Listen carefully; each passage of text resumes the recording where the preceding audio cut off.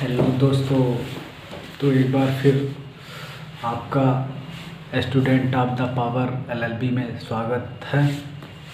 तो आइए अगली कड़ी में हम अपने अगले नेक्स्ट टॉपिक पे चलते हैं। सेक्शन सीआरपीसी का सेक्शन 16 से 20 तक डिस्कस करेंगे, जिसमें हम 16 जानते हैं। सेक्शन 16 क्या है? Court of the metropolitan magistrate है, महानगर मजिस्ट्रेटों के न्यायालय के बारे में बताया गया है। प्रत्येक महानगर क्षेत्र में महानगर मजिस्ट्रेट के इतने न्यायालय ऐसे स्थानों में स्थापित किए जाएंगे जितने जो राज्य सरकार उच्च न्यायालय से परामर्श के पश्चात अधिसूचना द्वारा स्थापित की जाएंगी। दूसरा पॉइंट है, ऐसे न्यायालय के पीठासीन अधिकारी उच्च न्यायालय द्वारा नियुक्त किए जाएंगे। तीसरा इसमें पॉइंट है, प्रत्येक महानगर क्षेत्र की अधिकारिता और शक्तियां का विस्तार महानगर क्षेत्र में सर्वत्र होंगे। तो हमारा ये रहा 16। तो आगे इसी कड़ी में हम 17 जानते हैं। मुख्य महानगर मजिस्ट्रेट और अपर मुख्य महानगर मजिस्ट्रेट, जिसमें उच्च न्यायालय अपनी स्थानीय अधिकारिता के भीतर प्रत्येक महानगर क्षेत्र के संबंध में एक महानगर मजिस्ट्रेट को ऐसे महानगर क्षेत्र का मुख्य महानगर मजिस्ट्रेट नियुक्त किया जाएगा। एक मुख्य महानगर मजिस्ट्रेट इसमें नियुक्त किया जाएगा।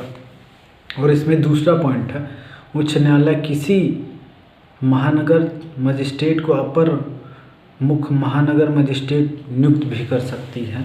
और ऐसे मजिस्ट्रेट को इस संहिता के अधीन तत्समय प्रवृत्त किसी अन्य विधि के अधीन मुख्य महानगर मजिस्ट्रेट की सब या कोई शक्तियां जिनका उच्च न्यायालय निर्देशित करेगी। तो अभी हमने जाना 17, इसके बाद हम जानते हैं 18 विशेष महानगर मजिस्ट्रेट, स्पेशल मेट्रोपॉलिटन मजिस्ट्रेट के बारे में है।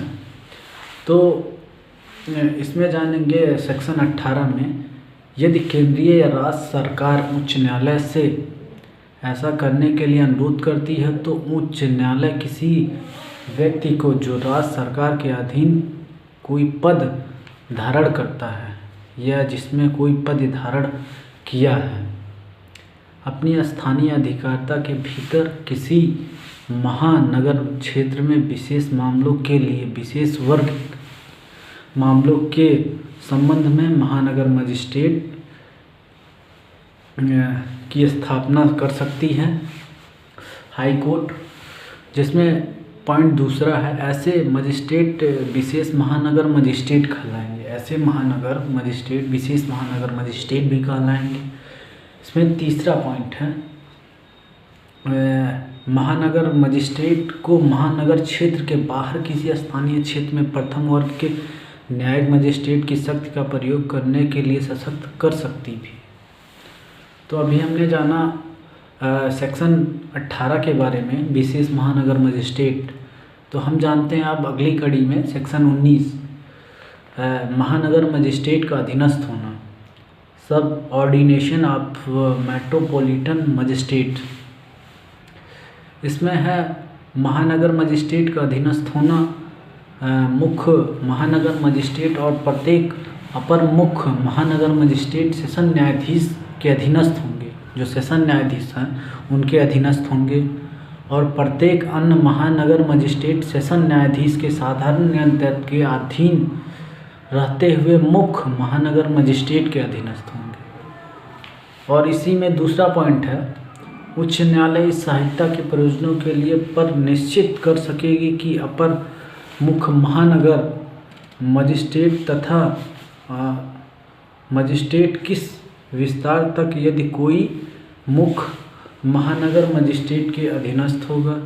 जिसमें तीसरा पॉइंट है, मुख्य महानगर मजिस्ट्रेट महानगर मजिस्ट्रेटों के कार्य में वितरण के लिए और मुख्य महानगर मजिस्ट्रेट को आवंटन के बारे में समय समय पर इस संहिता के संगत नियम बना सकेंगे या विशेष आदेश दे भी सकेंगे।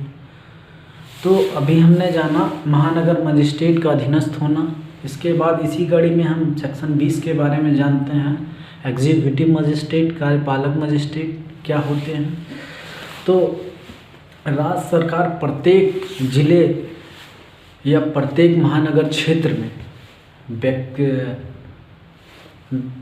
में उतने व्यक्तियों को जितने वह उचित समझे कार्यपालक मजिस्ट्रेट नियुक्त कर सकती है। जितना राज्य सरकार उचित समझे उतना कार्यपालक मजिस्ट्रेट नियुक्त कर सकती है, और इसमें से एक को जिला मजिस्ट्रेट भी नियुक्त करेगी।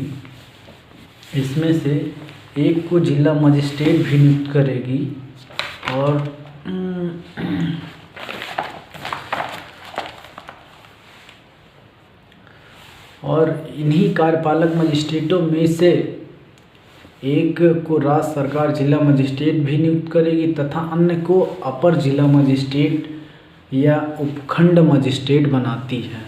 तो सभी ने भी जाना बहुत ही सरल तरीके से सेक्शन 16 से लेके 20 तक। तो आप सभी लोग से निवेदन है कि लाइक, शेयर, कमेंट करना ना भूलें। तो हम इसी कड़ी में फिर अगले वीडियो में मिलते हैं। जय हिंद, जय भारत, नमस्कार।